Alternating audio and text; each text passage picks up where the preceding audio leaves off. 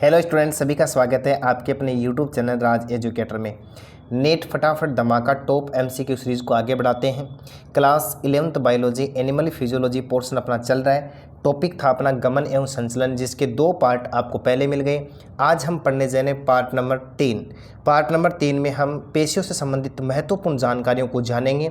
Net का सारा data इस पोर्शन में आपको मिलने वाला है इस टॉपिक का, तो जुड़िए क्लास के साथ में, अंत तक बने रहिए। प्रत्येक क्वेश्चन को साथ साथ में पढ़ना है, रीड आउट करना है, ऑप्शन को जानना परखना है, उसके बाद में आंसर देने का प्रयास करना है। स्टूडेंट्स, अब बहुत कम समय है, तैयारी को और अधिक बेहतरीन कर लीजिएगा। तलवार के समान धार बनानी है। चैनल के साथ में जुड़िए और क्वेश्चनों को ज़्यादा से ज़्यादा हल कीजिएगा ताकि अपनी तैयारी और अधिक बेहतरीन हो जाए। चलो जुड़ते हैं आज के पहले क्वेश्चन के साथ में। कार्य की दृष्टि से हृदय पेशियाँ किसके समान होती हैं? वेरी नाइस क्वेश्चन आपके सामने स्क्रीन पर दिख रहा है। कार्य की दृष्टि से जो हृदय की पेशी होती है वो किसके समान होती है? अरेखित पेशी के समान होती है, रेखित पेशी के समान होती है, रेखित और अरेखित पेशी के समान होती है। उक्त में कोई नहीं, नॉन ऑफ दीज। आपको नन ऑफ दीज या नॉन ऑफ दीज के नाम से इसको जान लो कि ये तीनों ही नहीं है या फिर इनमें से कोई है। हमें बताना है कार्य की दृष्टि से हृदय पेशी किस प्रकार की होती है। बिल्कुल बच्चों, आंसर देने का प्रयास कीजिए। बहुत शानदार डाटा यहाँ पर आपको मिलने वाला है। तो देखो, याद रखना, जो पहला क्वेश्चन है इसके अंदर क्या हो जाएगा, पहला ही ऑप्शन करेक्ट हो जाएगा। देखो, कार्य के आधार पर जो हृदय की पेशी होती है वो किस प्रकार की होती है? अरेखित प्रकार की पेशी होती है। बिल्कुल, किसके आधार पर? कार्य के आधार पर। तो ध्यान रखना, कार्य के आधार पर किस प्रकार की होती है? अरेखित प्रकार की। और संरचना के आधार पर होती है रेखित प्रकार की। अरेखित प्रकार की होती है, इसलिए इसको किस प्रकार की मानते हैं? अनैच्छिक प्रकार की पेशियां मानते हैं। किस प्रकार की? अनैच्छिक प्रकार की पेशियां। और याद रखना दोस्तों, हृदय की पेशी जो होती है ना, वो रेखित व अनैच्छिक प्रकार की पेशी होती है। कई बार एग्जाम में पूछा गया, लेकिन कार्य के आधार पर पूछ ले तो अरेखित, जिसको हम क्या बोलेंगे? अनैच्छिक बोलेंगे। पहला ही क्वेश्चन आपके सामने रखा गया जो डाउटफुल था, क्लियर करने का पूरा प्रयास किया गया। बढ़ते हैं सेकंड क्वेश्चन की ओर। पेशी संकुचन के समय, जब पेशी का संकुचन होता है उस समय क्या होता है? देखो, पेशी संकुचन के समय पेशी संकुचन के समय एक्टिन तंतु एक्टिन के ऊपर विसर्पित होते हैं। मायोसिन तंतु मायोसिन के ऊपर खिसकते हैं। एक्टिन तंतु मायोसिन के ऊपर खिसकते हैं। मायोसिन तंतु एक्टिन तंतु के ऊपर खिसकते हैं। बहुत शानदार क्वेश्चन आपके सामने रखा गया। इस प्रकार से देखो, आपको क्या करना है, 2 जेड रेखाएं बना लेनी है। इनके ऊपर इस प्रकार से तंतु पाए जाते हैं जिनको एक्टिन तंतु के नाम से जानते हैं, और इनके बीच में जो तंतु पाए जाते हैं उनको हम मायोसिन तंतु के नाम से जानते हैं। ये तो है एक्टिन तंतु, और ये बीच वाला कौन सा तंतु है? मायोसिन। जब पेशी में संकुचन होता है बच्चों, तो उस समय क्या होता है, एक्टिन तंतु जो होते हैं वो मायोसिन तंतु के ऊपर चलते हैं। ये जो जेड बैंड दिखा रखा है, इसमें इन दोनों के बीच की लंबाई को सार्कोमियर के नाम से जानते हैं। डायग्राम को समझो कि पूरी चीज़ें समझाने का प्रयास कर रहा हूँ। सार्कोमियर। जब पेशी में संकुचन होता है तो ये पट्टी जो होती है इस पट्टी की ओर, या फिर ये पट्टी इस पट्टी की ओर खिसकती हैं, आपस में इस तरफ से चलती हैं। जैसे चलेंगे तो जो एक्टिन तंतु जो होते हैं ना, वो किसके ऊपर आ जाते हैं? मायोसिन के ऊपर आ जाते हैं। तो ये अपने 3 नंबर ऑप्शन में दिया हुआ है, एक्टिन तंतु मायोसिन के ऊपर विसर्पित होते हैं। एक्टिन तंतु आएंगे तो इसमें 3 नंबर ऑप्शन करेक्ट हुआ। बिल्कुल पूरी जानकारी के साथ में बता रहा हूँ। तो बढ़ते हैं अगले क्वेश्चन की ओर। अब देखो, तीसरा क्वेश्चन क्या कहता है, हृदय पेशियों में माइटोकॉन्ड्रिया। आपको बताना कि जो हृदय की पेशी होती है उसमें किस प्रकार का माइटोकॉन्ड्रिया पाया जाता है।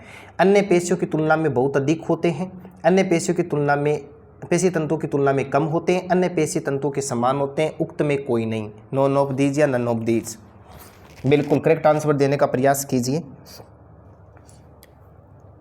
चलो बढ़ते हैं आगे। याद रखना बच्चों, अन्य पेशियों की तुलना में, पेशी तंतुओं की तुलना में इसमें माइटोकॉन्ड्रिया ज़्यादा पाए जाते हैं। तो ए ऑप्शन अपना करेक्ट हो जाएगा। बिल्कुल, अधिक ऊर्जा की आवश्यकता होती है, इसलिए माइटोकॉन्ड्रिया की संख्या अधिक होती है। आगे बढ़ते हैं। राइगर मोर्टिस क्या है? बहुत शानदार क्वेश्चन है। राइगर मोर्टिस क्या होता है? रिगर मोर्टिस क्या होता है? राइगर मोर्टिस क्या होता है? राइगर मोर्टिस क्या होता है? बहुत शानदार। मृत्यु के बाद में पेशियों का संकुचन, मृत्यु से पहले पेशियों का संकुचन, ठंड के समय पेशियों का संकुचन, या फिर इनमें से कोई नहीं। बिल्कुल बताइए कि राइगर मोर्टिस क्या होता है, जिसको मृत्यु काठिन्य के नाम से जानते हैं या मृत्युज काठिन्य के नाम से जानते हैं। हिंदी में राइगर को मृत्युज कहते हैं, मृत्युज, और मोर्टिस को बोलते हैं कठिन्य, काठिन्य के नाम से जिसको जाना जाता है। देखो, होता क्या है, मृत्यु के बाद में पेशियों में अकड़न आ जाती है। कारण क्या होता है कि उसमें जो संकुचन जो होता है वो स्थायी संकुचन बन जाता है। तो बच्चों, इसमें हो जाएगा 1 नंबर ऑप्शन की मृत्यु के बाद में पेशियों का संकुचन। और किसके कारण से होता है, यदि ये बात और करूं मैं तो आपको याद रखना है कि एटीपी और सीपी की कमी के कारण ऐसी घटना होती है कि उसके अंदर जो पहले से एटीपी है वो तो खर्च हो जाती है, इसके कारण से पेशियों में अकड़न जकड़न आ जाती है और कठोर हो जाती है, जिसको किसके नाम से जानते हैं, राइगर मोर्टिस के नाम से जानते हैं। तो 1 नंबर ऑप्शन अपना करेक्ट हुआ। बिल्कुल दमदार जानकारियों के साथ में क्लास चल रही है, अधिक से अधिक शेयर कर दीजिएगा, लाइक करना ना भूलें। अगला क्वेश्चन क्या कहता है, अरेखित पेशियां कहलाती हैं। देखो अरेखित पेशियां 3 प्रकार की मैंने बता रखी हैं। देखो कौन सी, रेखित जिसको ऐच्छिक के नाम से जानते हैं, अरेखित जिसको अनैच्छिक के नाम से जानते हैं, और तीसरी पेशी होती है हृदय पेशी जिसको कार्डियक पेशी कहते हैं। तो याद रखना अरेखित पेशी विसरल भी होती है, अनैच्छिक भी होती है, चिकनी भी होती है, उक्त सभी। तो 4 नंबर ऑप्शन अपना करेक्ट हुआ। बिल्कुल बढ़ते हैं अगले क्वेश्चन की ओर। 50 क्वेश्चन इस क्लास में मिलने वाले हैं, तो बने रहिए क्लास के साथ में। पेशी तंतु की संकुचन इकाई, देखो पेशी तंतु की संकुचन इकाई H line, sarcomere, Z H zone और उक्त कोई नहीं। तो बिल्कुल बताइए कि पेशी तंतु की संरचनात्मक इकाई बोल दो या संकुचन इकाई बोल दो, क्रियात्मक इकाई बोल दो। तो बिल्कुल इसका करेक्ट आंसर क्या हो जाएगा, सार्कोमियर। आगे बढ़े, अगला क्वेश्चन क्या कहता है कि पेशी का एपिमाइसियम बना होता है श्वेत तंतुमय योजी ऊतक का, एडिपोस संयोजी ऊतक का, रेटिकुलर संयोजी ऊतक का, एरियोलर संयोजी ऊतक का। तो आपको याद रखना है किसका बना होता है, श्वेत तंतुमय योजी ऊतक का बना होता है। याद रख लेना किसकी बात कर रहा है, अगला पेशी के अंदर एपिमाइसियम जो पाई जाती है उसकी बात कर रहा है। आगे बढ़ते हैं, देखो आगे बढ़ें तो निम्न में से पेशी का गमनशील भाग है। बहुत शानदार क्वेश्चन दिया गया आपको स्क्रीन के ऊपर। पेशी का गमनशील भाग कौन सा होता है, पेशी का गमनशील भाग कौन सा होता है, बेली होता है और इंसर्शन होता है, उद्गम होता है, उक्त कोई नहीं। तो याद रखना पेशी का जो भाग होता है वो क्या होता है, इंसर्शन होता है। तो 2 नंबर ऑप्शन अपना करेक्ट हुआ। आगे बढ़ते, सर्वाधिक बड़ी पेशी कौन सी है। बहुत शानदार क्वेश्चन एक बार फिर से आपको स्क्रीन के ऊपर दिख रहा है। सबसे बड़ी पेशी कौन सी है, ये 4 ऑप्शन आपको स्क्रीन के ऊपर दिख रहे हैं। सबसे बड़ी पेशी की बात कर रहे हैं। देखो बच्चों पहला ऑप्शन दिया हुआ है ग्लूटियस, ग्लूटियस मैक्सिमस। ये देखो क्या है, ये थोड़ा देख लेना, इसको इस प्रकार से लिख लेना, ग्लूटियस मैक्सिमस होता है। दूसरा ऑप्शन सार्टोरियस है, तीसरा है स्टेपिडियस और चौथा है बाइसेप्स। तो याद रखना क्या कह रहा है अगला क्वेश्चन के अंदर की पूछा क्या है कि सबसे बड़ी पेशी की बात कर रहा है। तो याद रखना जिसको हम क्या कहते हैं, ग्लूटियस मैक्सिमस कहते हैं, जो इसको फिमोसिस के नाम से भी जानते हैं, जो फीमर अस्थि जहाँ पाई जाती है जहाँ वहाँ पर पाई जाती है। तो याद रख लेना, ये लुटियस मत कर देना, ग्लूटियस मैक्सिमस नोटबुक में नोट कर लेना। 1 नंबर ऑप्शन करेक्ट हुआ। आगे बढ़ते हैं, पेपिलरी पेशी पाई जाती है, हृदय में पाई जाती है, यकृत में पाई जाती है, वृक्क में पाई जाती है, फेफड़ों में पाई जाती है। पेपिलरी पेशी की बात कर रहा है दोस्तों, पहचान कीजिए कि इसका करेक्ट आंसर क्या हो सकता है। बिल्कुल बिल्कुल बिल्कुल। तो याद रखना हार्ट के अंदर क्या पाई जाती है, पेपिलरी पेशी पाई जाती है, यानी हृदय के अंदर। तो ऑप्शन नंबर 1 अपना क्या हो जाएगा, करेक्ट हो जाएगा। बढ़ते हैं अगले क्वेश्चन की ओर। सबसे कम समय का संकुचन है, सबसे कम समय का संकुचन किस में होता है, हृदय में होता है, आंखों की पलकों में होता है, बाहु यानी भुजा का होता है, जबड़ों का होता है। सबसे कम संकुचन की बात कर रहा है अगला, दीजिए करेक्ट आंसर। बिल्कुल 10 सेकंड का आपके पास में टाइम रखता हूं, क्लास लंबी होने वाली है क्योंकि 50 के करीब क्वेश्चन इसके अंदर आपको मिलने वाले हैं। दीजिए करेक्ट आंसर, हृदय का, आंख की पलकों का, बाहु का, जबड़ों का। तो याद रखना सबसे कम समय का संकुचन किसका होता है, आंख की पलकों का। इन 4 ऑप्शन की बात कर रहे हैं तो आंख की पलकों का 2 नंबर ऑप्शन अपना करेक्ट हुआ। आगे बढ़ते हैं, एटीपी एज की क्रियाशीलता देखी जा सकती है मायोसिन तंतु पर, एक्टिन तंतु पर, उक्त दोनों पर। याद कीजिएगा मायोसिन तंतु इस प्रकार से बने होते हैं, इस प्रकार की संरचना इसके अंदर पाई जाती है। यहाँ पर 2 बॉन्डिंग पाई जाती है जहाँ पर क्या पाया जाता है, एटीपी एज पाया जाता है। तो आपको बताना कि ये किसका डायग्राम है। बिल्कुल एक्टिन का है, मायोसिन का है, उक्त दोनों का है। तो आपको याद रखना है एटीपी एज जो एंजाइम होता है उसकी क्रियाशीलता मायोसिन तंतु के ऊपर दिखाई देती है। कौन से तंतु पर, मायोसिन पर। तो 1 नंबर ऑप्शन अपना करेक्ट हुआ। बहुत शानदार क्वेश्चन, धीरे धीरे चल रहा हूँ, बहुत अच्छी क्लास आपके सामने रख रहा हूँ। प्रयास कीजिएगा, जुड़े रहिए, बने रहिए, बहुत शानदार डाटा आपके लिए लेकर के आया हूँ। बढ़ता हूँ, हमारे शरीर में पेशियों की संख्या कितनी होती है, 256, 639, 400, 421। एक बार फिर से एकदम मज़ेदार क्वेश्चन आपकी स्क्रीन पर दिख रहा है, मनुष्य के शरीर में पाई जाने वाली पेशियों की संख्या। तो आप ये तो पहुंच गए होंगे यहाँ तक कि कितनी होती हैं, 639 पेशी होती हैं। बच्चों याद रखना 639 पेशी में से 400 पेशियाँ तो पाई जाती हैं रेखित प्रकार की, 239 पाई जाती हैं अरेखित प्रकार की। इसके अलावा अतिरिक्त डाटा की बात करूं तो 400 में से 180 पेशी पाई जाती है पीठ वाले भाग में, सर्वाधिक पेशियां किस में पाई जाती हैं? पीठ में पाई जाती हैं। शानदार जानकारियाँ, आसपास का जितना भी जो मटेरियल है वो मैं सारा का सारा आपको प्रोवाइड करवा रहा हूँ। बढ़ते हैं अगले क्वेश्चन की ओर। सबसे लंबी चिकनी पेशी होती है आंत्र में, आमाशय में, गर्भाशय प्रेग्नेंट में और मूत्राशय में। सबसे लंबी चिकनी पेशी की बात कर रहा है तो बच्चों याद रखना, जो गर्भाशय है, प्रेग्नेंट अवस्था जो आती है तो उसके अंदर सबसे लंबी चिकनी पेशी पाई जाती है। 3 नंबर ऑप्शन करेक्ट हुआ। अगला क्वेश्चन क्या कहता है? सर्वाधिक मजबूत पेशियां हैं जांघ की, पैर की, बाहू की, जबड़े की। सबसे लंबी की यदि बात करो तो आप करेक्ट कर देंगे जांघ की। और सबसे मजबूत की बात कर रहा है तो याद रखना बच्चों, सबसे मजबूत पेशियां पाई जाती हैं जबड़े में। किस में पाई जाती हैं? जबड़े में। ये कन्फ्यूज किया जा सकता है आपको जांघ की, क्योंकि सबसे लंबी अस्थि फीमर होती है, फीमर के साथ में सबसे लंबी पेशी पाई जाती है। थोड़ी देर पहले हम पढ़ के गए थे जिसका नाम ग्लूटियस मैक्सिमस था। तो याद रखना जबड़े की जो पेशी होती है वो सबसे अधिक मजबूत होती है। अगला क्वेश्चन, आइरिस तथा सिलियरी काय की पेशियां उत्पन्न होती हैं। एक बार फिर धमाकेदार क्वेश्चन आपको स्क्रीन पर दिख रहा है, इसका आंसर आपको खुद को देना है। आइरिस जो है सिलियरी काय है, और एक नाम और जोड़ देता हूं मैं, त्वचा के अंदर पाई जाने वाली श्वेत ग्रंथि। और श्वेत ग्रंथि के अंदर थोड़ी सी बात करते हैं हम, किसकी बात करते हैं? मायो एपिथीलियम की बात करते हैं। किसकी बात करते हैं? मायो एपिथीलियम। इनकी जो पेशी होती है वो किस प्रकार की होती है, कहाँ से उत्पन्न होती है? एक्टोडर्म से, मीजोडर्म से, एंडोडर्म से, उक्त सभी से। बिल्कुल, इसका आपको कमेंट में आंसर देना है। आगे बढ़ते हैं। अगला क्वेश्चन, हृदय पेशी तंतु होते हैं अनैच्छिक, न थकने वाली, रेखित और उक्त सभी। देखो ये क्वेश्चन आ गया, बहुत दमदार क्वेश्चन है, इससे आपका जो जितना भी डाउट है वो क्लियर हो जाएगा। तो याद रखना, हृदय पेशी अनैच्छिक भी होती है, न थकने वाली भी होती है और रेखित भी होती है, उक्त सभी। तो 4 नंबर ऑप्शन अपना करेक्ट हुआ। तो देखो कई बार एग्जाम में पूछा जा सकता है, एक साथ दे देगी हृदय पेशी रेखित, अनैच्छिक, अरेखित, अनैच्छिक। तो आपको कहीं भी कंफ्यूज नहीं होना है, रेखित के साथ में आपको अनैच्छिक को जोड़ना है। बिल्कुल 4 नंबर ऑप्शन करेक्ट हुआ। अगला क्वेश्चन 18 नंबर, बेली है पेशी का ऊपरी भाग, पेशी का मध्य भाग, पेशी का निचला भाग, इनमें से कोई नहीं। बेली है, इसके बारे में आपको बताना है। बिल्कुल शानदार क्वेश्चन आपको स्क्रीन पर दिख रहा है। पेशी का ऊपरी भाग होता है, मध्य भाग होता है। देखो थोड़ी देर पहले ही ये क्वेश्चन आया भी था, तो आपको याद रखना कि जो पेशी का जो मध्य भाग होता है उसको किसके नाम से जानते हैं?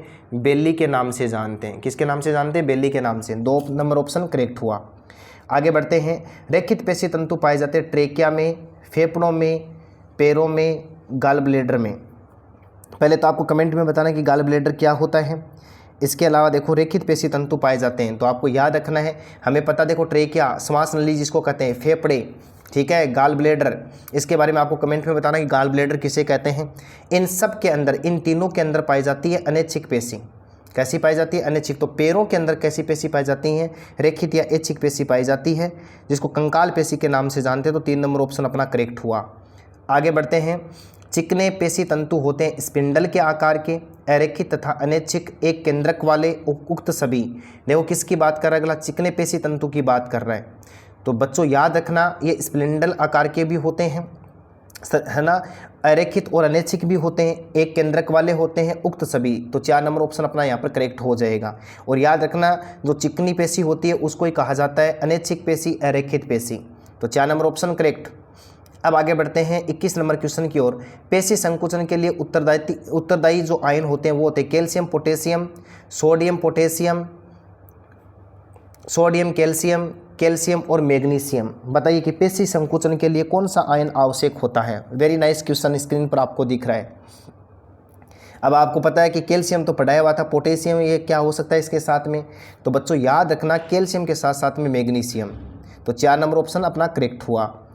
नेक्स्ट क्वेश्चन क्या कहता है? पेशी की लंबाई नहीं बदलती। बहुत शानदार क्वेश्चन। पेशी की लंबाई नहीं बदलती, कब नहीं बदलती? देखो आइसोटोनिक संकुचन में, आइसोमेट्रिक संकुचन में, टिटेनिक संकुचन में, उक्त में कोई नहीं। तो आपको बताना पेशी की लंबाई कब नहीं बदलती। तो ये इसका करेक्ट आंसर बताता हूँ। और याद रखना इसको, आइसोमेट्रिक जब संकुचन, देखो पेशी में 2 प्रकार का संकुचन देखने को मिलता है, एक आइसोटोनिक होता है, एक आइसोमेट्रिक होता है। जब आइसोमेट्रिक संकुचन होता है उस समय पेशी की लंबाई नहीं बदलती है। तो 2 नंबर ऑप्शन करेक्ट हुआ। अगला क्वेश्चन, कशेरुकियों में फोस्फोजन होता है या फोस्फेजन होता है? फोस्फोक्रिएटिन, फोस्फोऑर्थेनिन, एटीपी, फोस्फोरिक अम्ल। बहुत शानदार क्वेश्चन एक बार फिर से दिख रहा है आपको। कशेरुकियों में फोस्फोजन होता है, ये क्वेश्चन नीट में कई बार पूछा गया है, तो इसको नोट में मोस्ट लगा करके नोट करना है। तो याद रखना, फोस्फोक्रिएटिनिन जो होता है वो कशेरुकियों में फोस्फोजन का काम करता है। तो 1 नंबर ऑप्शन करेक्ट। नेक्स्ट क्वेश्चन, मानव तथा खरगोश में सबसे छोटी पेशी है, ये बताने का प्रयास कीजिए। सबसे छोटी पेशी है तो आप हिंट लगा सकते हैं। सबसे छोटी अस्थि किस में पाई जाती है उसके हिसाब से चलेगा। तो देखो ग्लूटियस मैक्सिमस के बारे में हमने पढ़ा कि सबसे बड़ी पेशी पाई जाती है जांघ में पाई जाती है। ठीक है। स्टेपीडियस, तो हमें पता है कि कान में पाई जाने वाली सबसे छोटी अस्थि कौन सी है, स्टेपीज, तो उसके पास में पाई जाने वाली स्टेपीडियस। याद रख लोगे तो इसमें 2 नंबर ऑप्शन ही अपना क्या हो जाएगा, करेक्ट हो जाएगा। नेक्स्ट क्वेश्चन, जब सब लिमिनल उद्दीपन दिया जाता है तब क्या होता है, पेशी में तेजी से संकुचन होता है, पेशी धीरे धीरे संकुचित हो जाती है, पेशी संकुचित होती नहीं है, या पेशी थक जाती है। बिल्कुल देखो क्या कह रहा है अगला, जब सब लिमिनल उद्दीपन दिया जाता है उस समय, तो याद रखना बच्चों पेशी संकुचित नहीं होती है, पेशी संकुचित नहीं होती। 3 नंबर ऑप्शन करेक्ट हो जाएगा। जब सुप्रालिमिनल उद्दीपन दिया जाए तब क्या होगा, एक दूसरे के परपेंडिकुलर क्वेश्चन है तो ध्यान से देखना है, इसको समझना है। देखो क्या लिख रहा है, सुप्रालिमिनल उद्दीपन दिया जाए तब पेशी में सामान्य से अधिक संकुचन होगा, पेशी में सामान्य से कम संकुचन होगा, पेशी औसत से कम संकुचन करेगी, या पेशी जो होती है वो थ्रेशहोल्ड उद्दीपन के समान ही संकुचन करती है। बिल्कुल एक ग्राफ है जिसमें आप थ्रेशहोल्ड उद्दीपन को निरूपित कर सकते हैं। बिल्कुल बिल्कुल, तो इसमें क्या हो जाएगा 4 नंबर ऑप्शन, पेशी थ्रेशहोल्ड उद्दीपन के नाम से जिसको जानते हैं। देखो इसमें इस प्रकार का ग्राफ आप बना सकते हैं। इस प्रकार की 3 अवस्थाएं इस ग्राफ के अंदर दर्शाई जाती हैं। कौन कौन सी होती हैं, देखो एक लेटेंट फेज आता है, एक इसके बाद में कंट्रैक्शन फेज आता है, और इसके बाद में लास्ट वाला जो आता है रिलैक्सेशन फेज आ जाता है।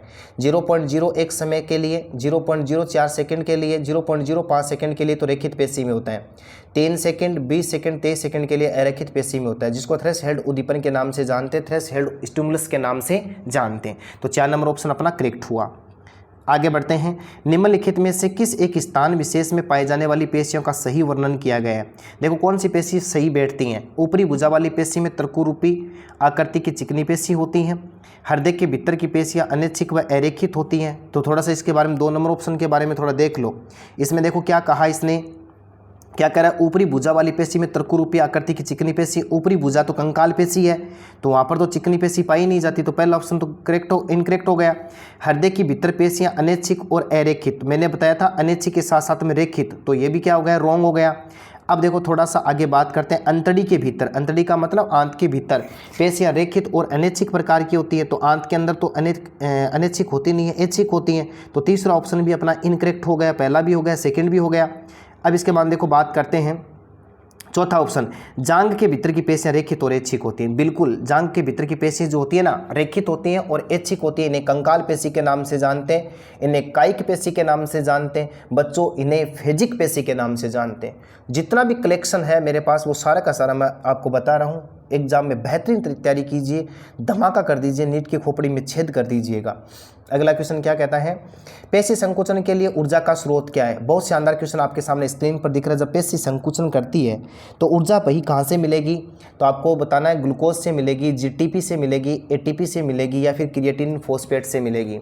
बताइए पेशी संकुचन के लिए एनर्जी कहाँ से प्राप्त होती है। तो हम थोड़ी देर पहले बात कर रहे थे कि सामान्य कोशिका की तुलना में पेशी कोशिका में माइटोकॉन्ड्रिया अधिक मात्रा में पाए जाते हैं, और जिसके कारण से देखो इसमें क्या पाई जाती है, एटीपी के द्वारा ऊर्जा प्राप्त करती है। बिल्कुल, तो करेक्ट आंसर 3 नंबर ऑप्शन हो गया। अब आगे बढ़ते हैं, हम चलते समय हमारे हाथों को हिलाते हैं तेज चलने के लिए, संतुलन बनाने के लिए, रक्त संचरण बढ़ाने के लिए, या फिर देखो क्या करते हैं दाब कम करने के लिए। अब बताइए, बहुत शानदार सा क्वेश्चन, ये कॉमन सेंस वाला क्वेश्चन है। जब हम चलते तो हाथ क्यों हिलाते हैं, तेज चलने के लिए हिलाते हैं ताकि ऊर्जा मिल जाए, संतुलन बनाएं ताकि गिर न पड़े, रक्त परिसंचरण बढ़ाने के लिए, दाब कम करने के लिए। बताओ कौन सा ऑप्शन यहाँ पर सटीक बैठेगा। तो बच्चों याद रखना, हाथ हिलाने का कारण होता है कंपैरिजन करना, संतुलन बनाना, बैलेंस कर देना बॉडी को। तो 2 नंबर ऑप्शन करेक्ट हुआ। शानदार जानकारी आपको मिली। अगला क्वेश्चन क्या कहता है, पेशियों में थकान का कारण क्या है। बहुत शानदार सिंपल सा क्वेश्चन है, पेशी कब थक जाती हैं।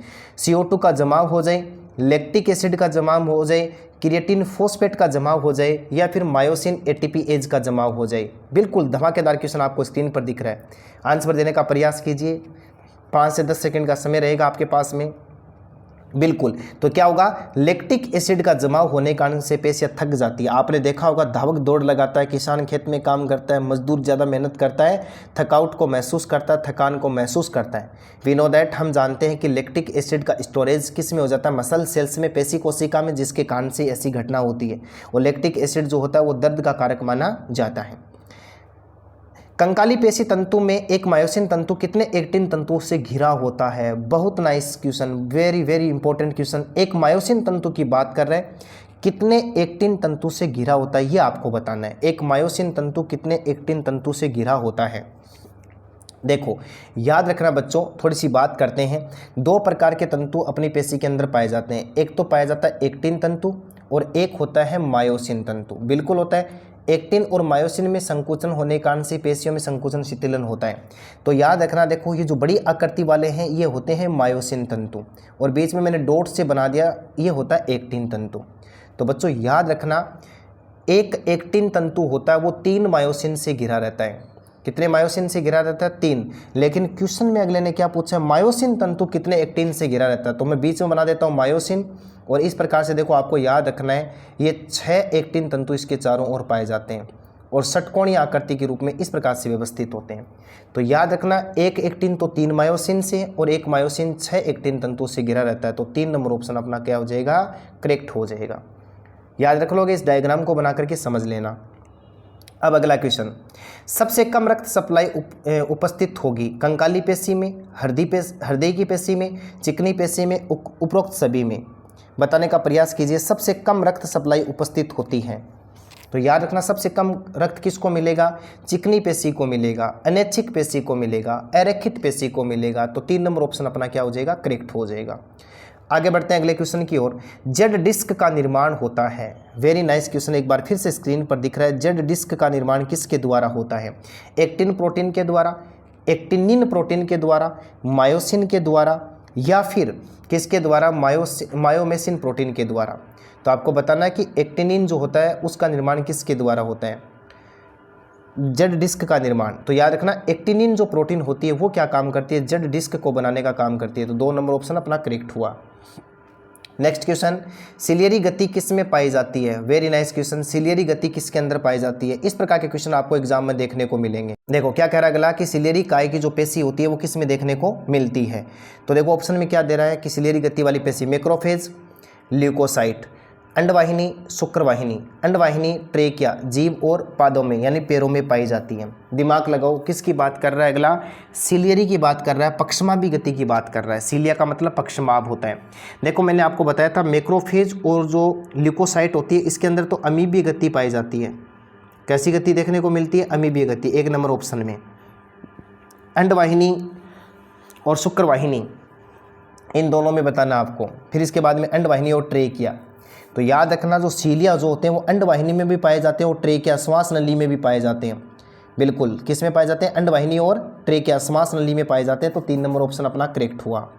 नेक्स्ट क्वेश्चन क्या कहता है? अमीबीय गति होती है, ये लो, अमीबीय गति किसके अंदर पाई जाती है? पैरों में, जबड़ों में पाई जाती है, मैक्रोफेज और ल्यूकोसाइड में पाई जाती है, ट्रेकिया अंडवाहिनी में, जीभ और ल्यूकोसाइड। तो ये तो हम पहले क्वेश्चन में चर्चा कर चुके हैं। तो याद रखना, मैक्रोफेज और ल्यूकोसाइड के अंदर अमीबॉइड मोशन पाया जाता है, अमीबीय गति पाई जाती है।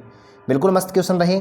अगला क्वेश्चन क्या कहता है? पेशीय संकुचन के दौरान, पेशीय संकुचन के दौरान पतले तंतु मोटे तंतु पर सरकते हैं, मोटे तंतु पतले तंतु पर सरकते हैं, दोनों तंतु एक दूसरे पर सरकते हैं, संकुचन के दौरान कोई तंतु नहीं सरकता। तो हम बहुत अच्छे से पढ़ चुके हैं कि एक्टिन तंतु, और एक्टिन तंतु कैसा होता है? पतला तंतु। किस तंतु के ऊपर जाएगा? मायोसिन पर। किस पर जाएगा? मायोसिन। और मायोसिन कैसा तंतु होता है? मोटा। तो 1 नंबर ऑप्शन करेक्ट हुआ। बिल्कुल 1 नंबर ऑप्शन करेक्ट। नेक्स्ट क्वेश्चन, कौन सी पेशियों में कार्यात्मक बहुकेंद्र की अवस्था पाई जाती है? कार्यात्मक बहुकेंद्र की, जिसमें केंद्रक ज़्यादा पाए जाते हैं। बिल्कुल करेक्ट आंसर देने का प्रयास कीजिए, जिसके अंदर आपको केंद्रक मिलेंगे देखने को ज़्यादा। तो अगला क्या कह रहा है?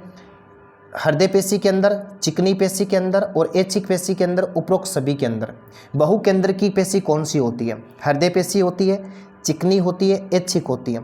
तो बच्चों याद रख लेना, जो ऐच्छिक पेशी होती है, रेखित पेशी, उसके अंदर केंद्रक अधिक पाए जाते हैं और किसकी ओर व्यवस्थित होते हैं? कोशिका द्रव्य के साथ में परिधि की ओर पाए जाते हैं। तो इसमें 3 नंबर ऑप्शन अपना करेक्ट हो गया। नेक्स्ट क्वेश्चन, बैंड के केंद्र में उपस्थित प्रत्यास्थ रेखा जो इसे द्विविभाजित करती हैं। बिल्कुल शानदार क्वेश्चन, एक बार फिर से आपको स्क्रीन पर दिख रहा है। क्या कह रहा है अगला, क्वेश्चन को पढ़ना अच्छे से। आई बैंड है भाई, थोड़ा ये याद और रखना, इसमें मैं लिख देता हूँ आई बैंड। आई बैंड की बात कर रहा है। आई बैंड के केंद्रक में उपस्थित प्रत्यास्थ रेखा इसे विभाजित करती है। देखो कौन सी रेखा है वो, जेड रेखा। कौन सी रेखा, जेड रेखा। नेक्स्ट क्वेश्चन, पेशी संकोचन की क्रियात्मक इकाई। तो ये क्वेश्चन मैं आपके लिए छोड़ रहा हूँ। पेशी संकोचन की क्रियात्मक इकाई पेशी तंतु होता है, सार्कोमियर होता है, या फिर सार्कोलेमा होती है, या फिर सार्कोप्लाज्म होता है। बिल्कुल करेक्ट आंसर देने का प्रयास कीजिए कि इसके अंदर क्या सही बैठेगा।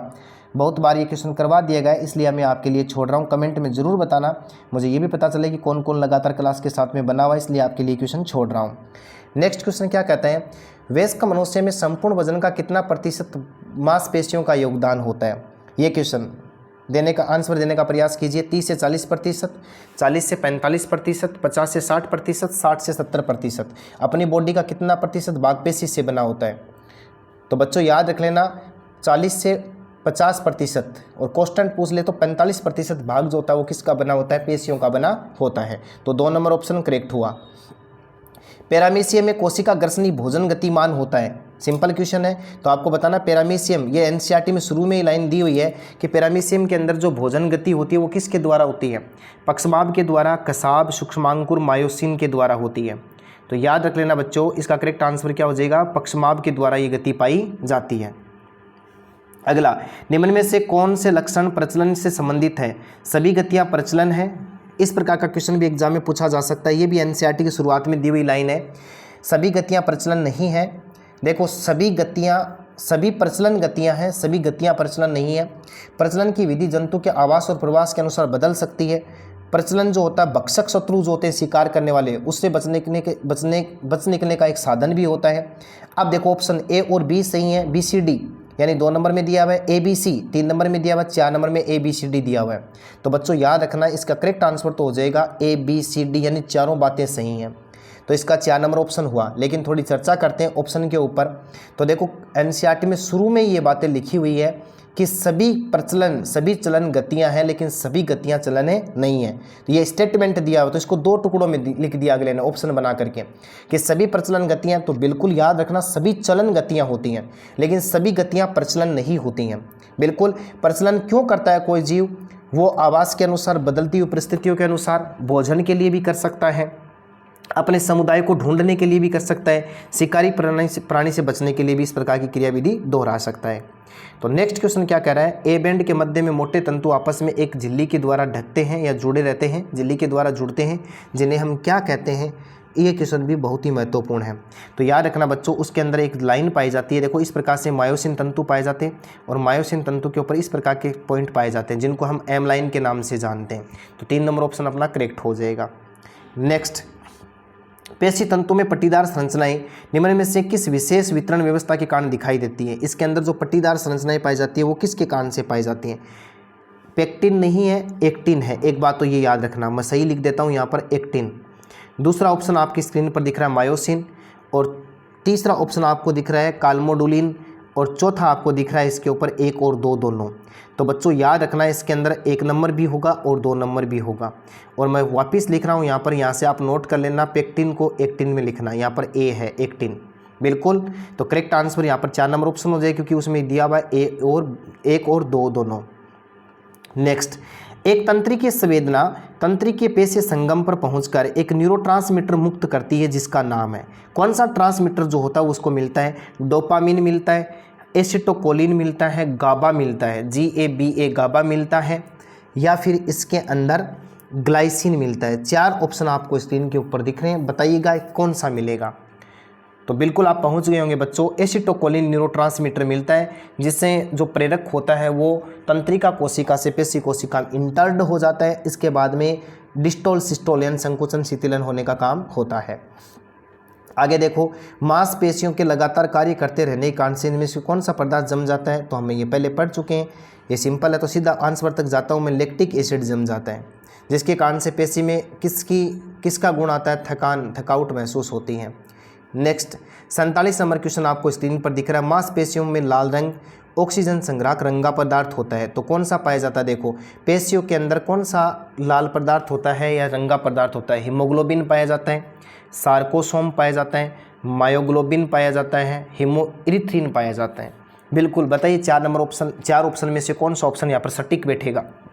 तो याद रख लेना बच्चों, मांसपेशियां जो होती हैं उनके अंदर एक विशेष प्रकार का रंगा पदार्थ होता है जिसको मायोग्लोबिन के नाम से जानते हैं। इसी मायोग्लोबिन के कारण से पेशी किस रंग की दिखाई देती है? लाल रंग की दिखाई देती है। तो ये अपना टॉपिक था गमन एवं संचलन, मूवमेंट एंड लोकोमोशन, जिसके part first, second, third 3 part आपको देखने को मिले, जिसमें हमने स्केलेटन सिस्टम, कंकाल तंत्र, विभिन्न प्रकार की गतियाँ, संधियाँ, इनको हमने शामिल किया। उम्मीद करता हूँ क्लास बहुत अच्छी लगी होगी, बहुत अच्छे से समझ में आई होगी। नोट्स बनाइएगा, अच्छे से मेहनत कीजिएगा, सफलता आपका इंतज़ार कर रही है, ऐसा मैं मानता हूँ। धन्यवाद।